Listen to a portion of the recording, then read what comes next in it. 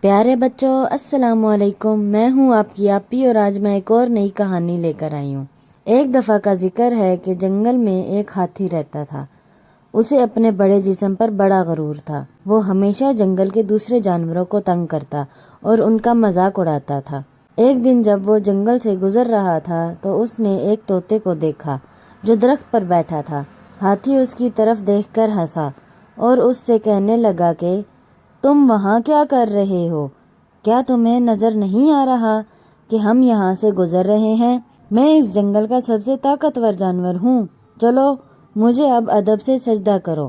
طوطے نے کہا، کیا میں کیوں تمہیں سجدہ کروں؟ ہاتھی نے کہا کہ کیا تم یہ نہیں جانتے کہ میں کون ہوں؟ میں تمہیں سکھاؤں گا میری عزت کیسے کی جاتی ہے۔ طوطے نے ہاتھی کو سجدہ نہ کیا تو غصے میں ہاتھی نے پورا درخت ہلا دیا اور اسے اکھاڑ پھینکا۔ اب وہ طوطا اس درخت پر بیٹھ نہیں سکتا تھا، وہ وہاں سے اڑ گیا۔ پھر ہاتھی نے غصے سے کہا، جاؤ اڑ جاؤ، دیکھا تم نے میں کیا کر سکتا ہوں؟ میرے سامنے تم سب کمزور ہو۔ یہ کہہ کر متکبر ہاتھی وہاں سے چلا گیا۔ اب وہ ہمیشہ کی طرح دریا سے پانی پینے گیا۔ اس دریا کے کنارے چیونٹی رہتی تھی۔ ہر روز چیونٹی اپنا کھانا اکٹھا کرتی اور ہر روز ہاتھی اسے پریشان کرتا۔ آج کا دن بھی الگ نہیں تھا۔ جب ہاتھی پانی پی رہا تھا تب اس نے چیونٹی کو دیکھا اور اس سے کہنے لگا کہ ارے چیونٹی، تم کہاں لے جا رہی ہو یہ کھانا؟ چیونٹی نے کہا، مجھے یہ واپس اپنے گھر لے جانا ہے، جلدی ہی بارش ہو جائے گی، مجھے تیار رہنا ہوگا اور کھانا جمع کرنا ہوگا۔ ہاتھی چیونٹی کی بات سن کر ہنسا اور اس نے اپنی سونڈ میں بہت سا پانی جمع کیا اور چیونٹی پر چھڑک دیا۔ پانی نے اس کا کھانا برباد کر دیا۔ اب وہ چیونٹی بری طرح بھیگ گئی تھی۔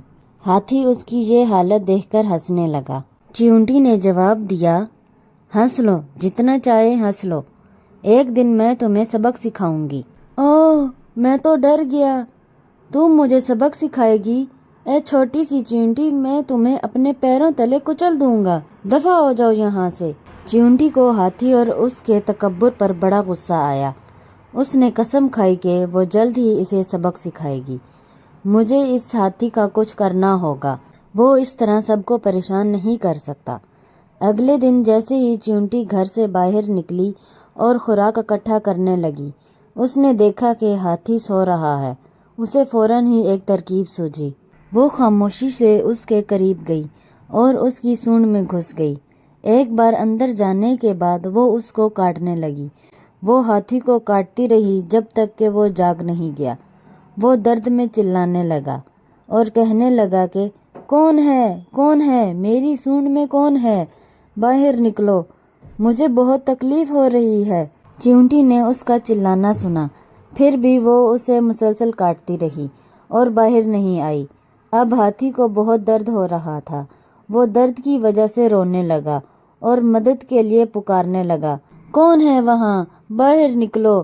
چیونٹی نے ہاتھی کا رونا سنا اور باہر آ گئی۔ ہاتھی چیونٹی کو دیکھ کر سکتہ میں آ گیا۔ وہ اتنا خوف زدہ تھا کہ چیونٹی اسے دوبارہ نہ کاٹ لے، اس لیے اس نے گھٹنے ٹیکے اور معافی مانگنے لگا۔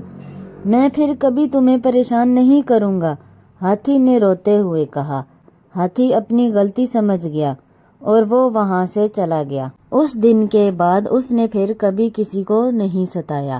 چیونٹی نے کہا، اب سمجھے، کوئی بھی چھوٹا یا بڑا نہیں ہوتا، اپنے اوپر غرور نہ کرو۔ پیارے بچوں، ہمیں اس کہانی سے یہ سبق ملتا ہے کہ ہم سب قابل ہیں اور ہم سب کے ہاتھ میں اپنا اپنا ہنر ہے۔